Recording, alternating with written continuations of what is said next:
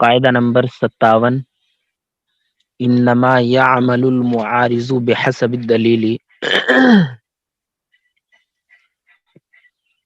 بلا شبہ معارض کلام دلیل کی حیثیت سے ہوتا ہے، دلیل کے اعتبار سے ہوتا ہے۔ بلا شبہ معارض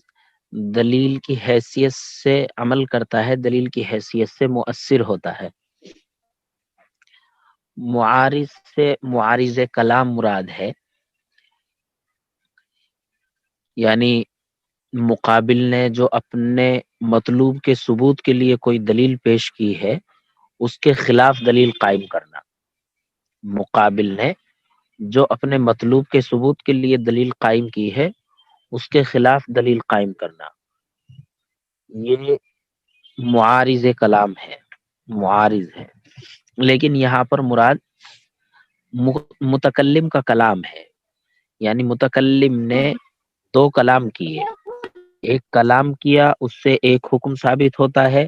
پھر اس کے معارض دوسرا کلام کیا جس سے اس حکم کے خلاف دوسرا حکم ثابت ہوتا ہے،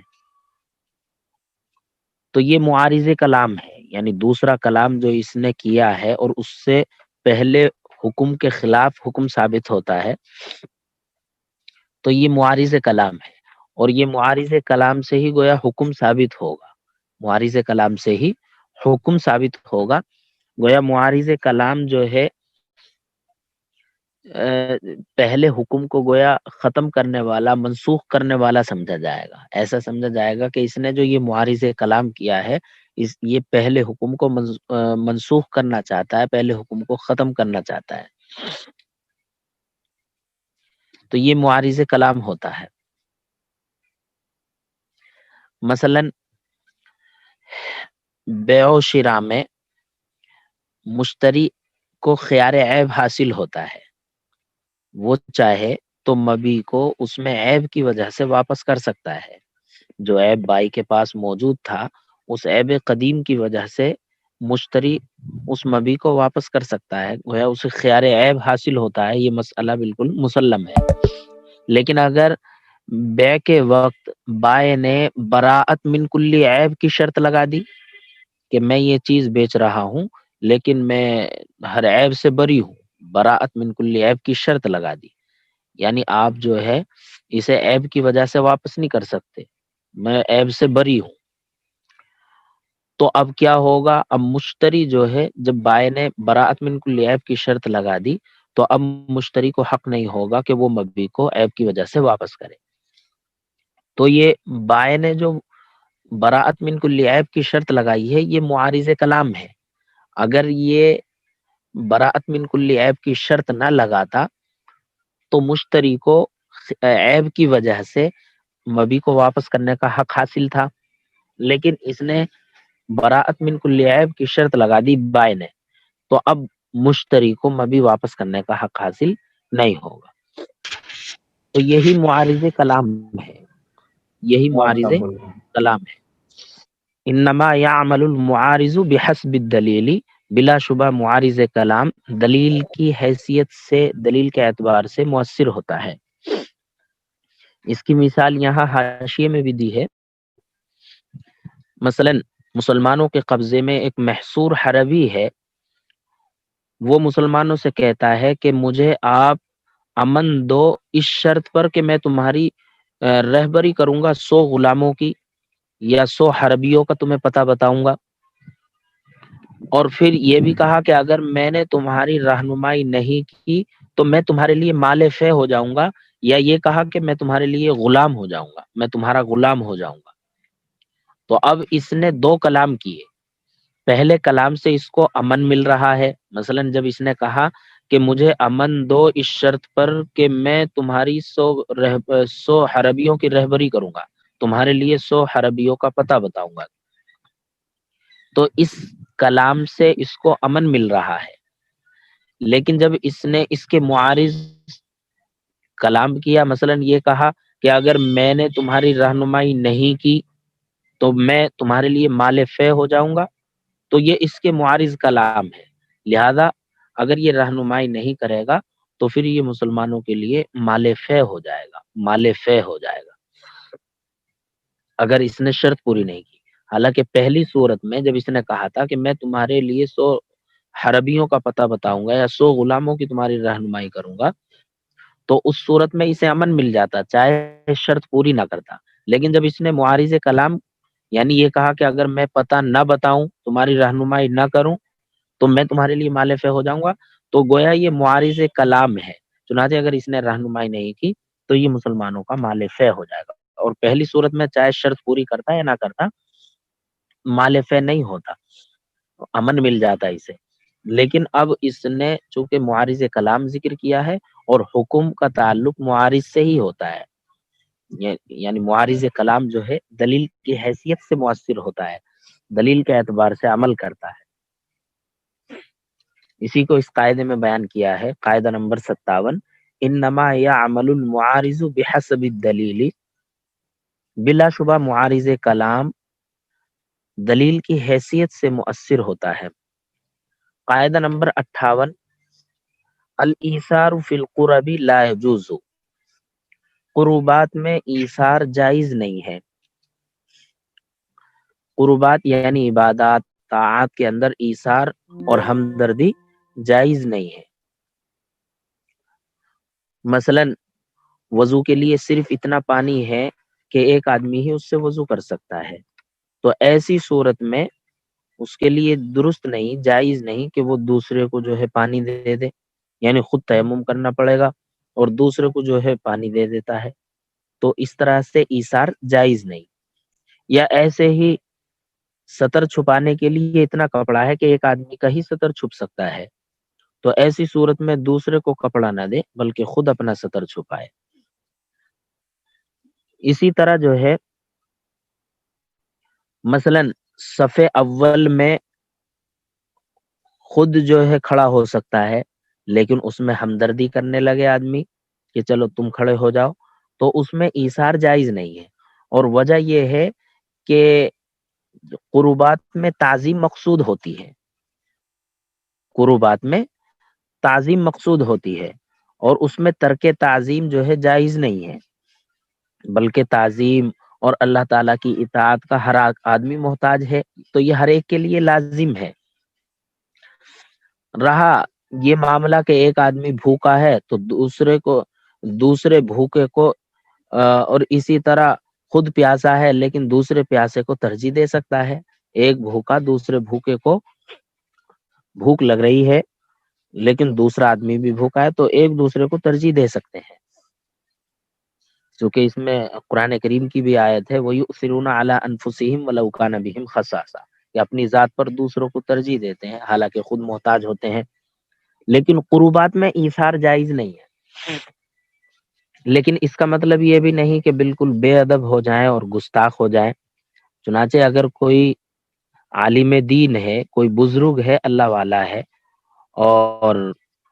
ہم اس کی تعظیم میں اسے صف اول میں جگہ دے دیں تو اس صورت میں یہ ناجائز نہیں ہوگا بلکہ یہ پسندیدہ عمل ہے، اس لیے کہ صف اول میں کھڑا ہونا یہ ایک ثواب کی بات ہے، اور اہل اللہ کا ادب کرنا، اہل اللہ کی تعظیم کرنا، یہ اس سے بھی بڑا ثواب ہے. تو بہرحال قربات میں ویسے تو ایثار جائز نہیں، لیکن بہرحال اگر اپنے سے بڑا شخص ہے اور بطور احترام کے اسے آگے بڑھایا جا رہا ہے تو اس کی اجازت ہے، اس میں کوئی کراہت اور کوئی گناہ نہیں ہے بلکہ ثواب ہے. اور محقق قول جو ہے وہ یہی ہے کہ اگر ثواب کی خاطر، دوسرے کی ہمدردی کی خاطر اسے آگے بڑھا دیا جائے تو کوئی حرج نہیں ہے. لیکن جہاں مثلا سطر کا معاملہ ہے، سطر پوشی کا معاملہ ہے، اور کپڑا صرف اتنا ہی ہے کہ ایک آدمی کا ہی سطر چھپ سکتا ہے، تو اس صورت میں ایثار جائز نہیں ہے. لیکن دوسرے امور مثلا صف اول کا معاملہ ہے تو اس میں اپنے سے بڑے شخص کو، اپنے استاذ کو، اپنے شیخ کو آگے بڑھایا جا سکتا ہے، اس کی اجازت ہے. قاعدہ نمبر 58، الایثار فی القرب لا یجوز، قربات میں ایثار جائز نہیں ہے. قاعدہ نمبر 59، ایون کلمۃ جمع یتناول کل واحد من المخاطبین علی الانفراد، ایون کلمہ جمع ہے، مخاطبین میں سے ہر ایک کو شامل ہوتا ہے انفرادی طور پر، جیسے کلمہ من اور ما ہے، یہ عام ہوتا ہے، مخاطبین میں سے ہر ایک کو شامل ہوتا ہے، تو کلمہ من کی طرح کلمہ ایون بھی ہے، اور جمع کا کلمہ ہے، یہ مخاطبین میں سے ہر ایک کو شامل ہوگا۔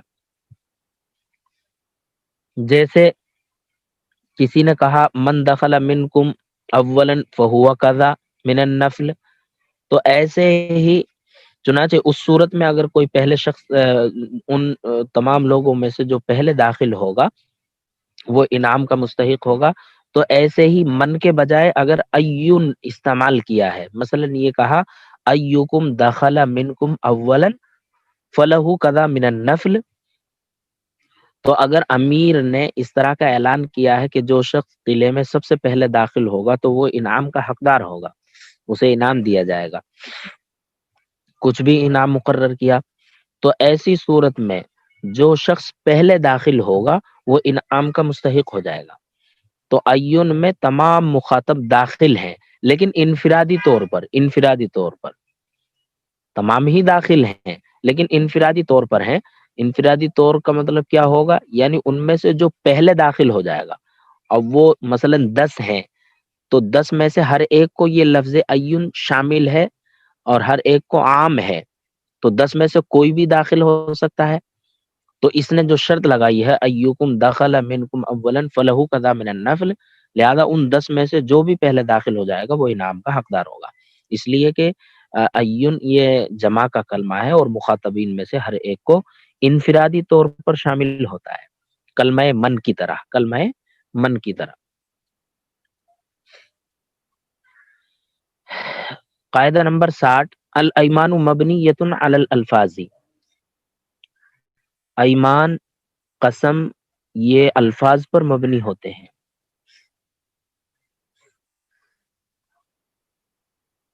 ایمان جو ہے قسموں کو کہا جاتا ہے، یمین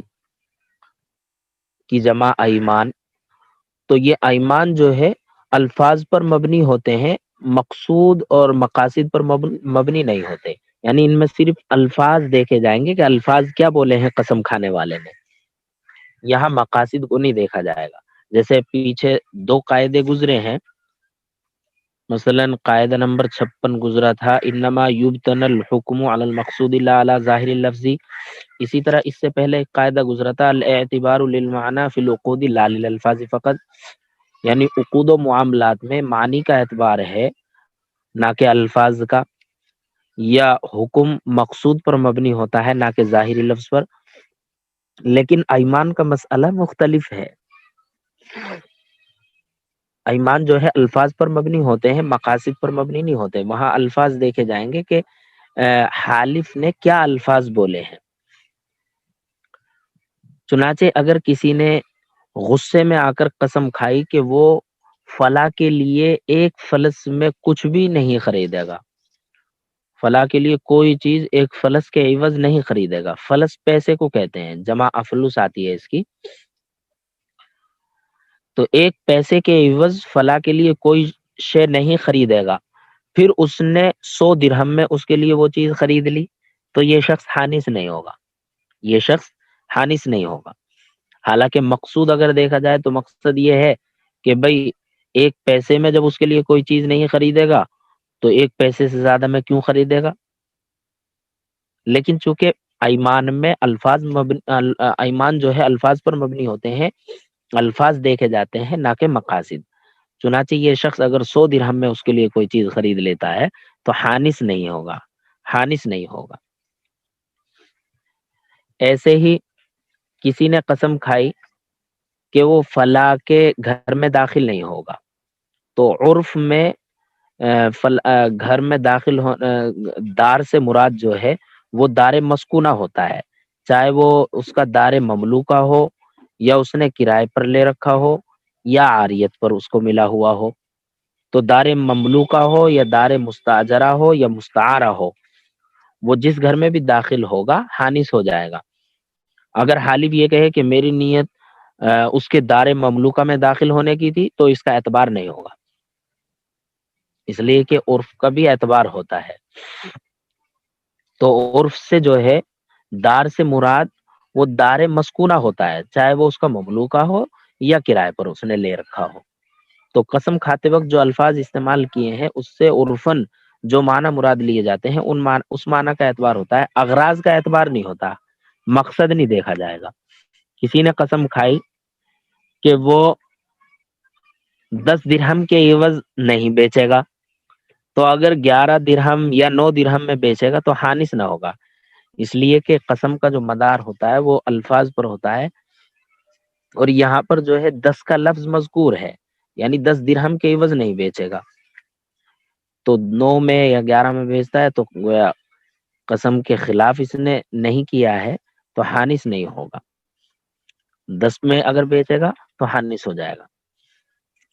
بہرحال ایمان جو ہے الفاظ پر مبنی ہوتے ہیں، مقاصد پر مبنی نہیں ہوتے ہیں۔ الایمان مبنیۃ علی الالفاظ، ایمان الفاظ پر مبنی ہے۔ قاعدہ نمبر 61، البقاء اسهل من الابتداء، بقا ابتدا کے مقابل زیادہ آسان ہوتی ہے، زیادہ سہل ہوتی ہے، یعنی ابتداءً کسی چیز کو ثابت کرنے کے لیے کچھ شرائط ہوتے ہیں، تو ابتدا میں کچھ دشواری ہوتی ہے، کچھ مشکل ہوتی ہے، لیکن ابتدا کے مقابل اس چیز کو باقی رہنے میں سہولت ہوا کرتی ہے، اس چیز کو بقا میں سہولت ہوتی ہے، تو بقا ابتدا کے مقابل سہل ہوتی ہے۔ مثلا ابتداءً اگر کوئی فاسق کو قاضی بنائے تو اس فاسق کا قاضی بننا صحیح نہیں ہے، ابتداءً فاسق کا قاضی بننا صحیح نہیں ہے، لیکن اگر وہ پہلے سے قاضی تھا، مثلا عدالت کی بنیاد پر اسے قاضی بنا دیا گیا تھا، فاسق نہیں تھا وہ، اور بعد میں وہ فاسق ہو گیا، مثلا اس نے رشوت لے لی، تو وہ اب خود بخود معزول نہیں ہوگا، اگرچہ بعض فقہا کے نزدیک وہ معزولیت کا مستحق ہو جائے گا لیکن خود بخود معزول نہیں ہوگا۔ جن بعض فقہا کے نزدیک وہ معزولیت کا مستحق ہو جائے گا تو وہ اس صورت میں اس قاعدے سے مستثنا ہے، لیکن بہرحال اس قاعدے کی مثال کے لیے یہ کہا جا سکتا ہے، چونکہ کچھ فقہا کی رائے یہ ہے کہ ابتداءً فاسق کا قاضی بننا صحیح نہیں ہے، لیکن اگر درمیان میں فسق طاری ہو جائے، اس سے کوئی فسق کا عمل ہو جائے تو وہ معزول نہیں ہوگا، اور خود بخود تو معزول ہوگا ہی نہیں، اگرچہ معزولیت کا مستحق ہو جائے گا بعض فقہا کے نزدیک، لیکن خود بخود معزول نہیں ہوگا، یعنی جس نے اس کو قاضی بنایا ہے، جو حاکم وقت ہے، امیر ہے، وہ اس کو معزول کرے گا تب یہ معزول ہوگا، خود بخود معزول نہیں ہوگا۔ تو ابتدا کے مقابل بقا میں جو ہے آسانی ہوا کرتی ہے، جیسے دو مسلمان میاں بیوی ہیں، بیوی جو ہے کتابیہ ہو جائے، بیوی کتابیہ ہو جائے تو اس صورت میں ان کا نکاح باقی رہے گا، اس لیے کہ ابتداءً کتابیہ عورت سے نکاح جائز ہے، اگر وہ اپنے مذہب پر قائم ہے، آسمانی مذہب پر قائم ہے تو ابتداءً اس سے نکاح جائز ہے، لہذا بقا میں تو آسانی ہوا کرتی ہے، تو بقاءً ان کا نکاح باقی رہے گا، یعنی انتہا کے اعتبار سے ان کا نکاح باقی رہے گا۔ جب ابتداءً کتابیہ سے نکاح جائز ہے تو بقا میں تو اور زیادہ سہولت ہوا کرتی ہے۔ یا ایسے ہی پیچھے ایک قاعدہ گزرا تھا جہاں یہ بتایا گیا تھا کہ شے کا اعتبار اس وقت تک کیا جائے گا جب تک قلب موضوع لازم نہ آئے، تو وہاں ایک مثال بیان کی گئی تھی کہ جو عبد محجور ہے، جس غلام کو تجارت کی اجازت نہیں یا اجارہ کرنے کی اجازت نہیں، تو جو عبد محجور ہے وہ اگر اپنے آپ کو اجارے پر دے دے تو ابتداءً اس کا اجارے پر دینا صحیح نہیں، اس لیے کہ آقا کے منافع معطل ہوں گے، آقا اس دوران اس سے خدمت نہیں لے سکے گا، لیکن اگر اس نے اجارے پر دیا اور شام تک اس نے کام مکمل بھی کر لیا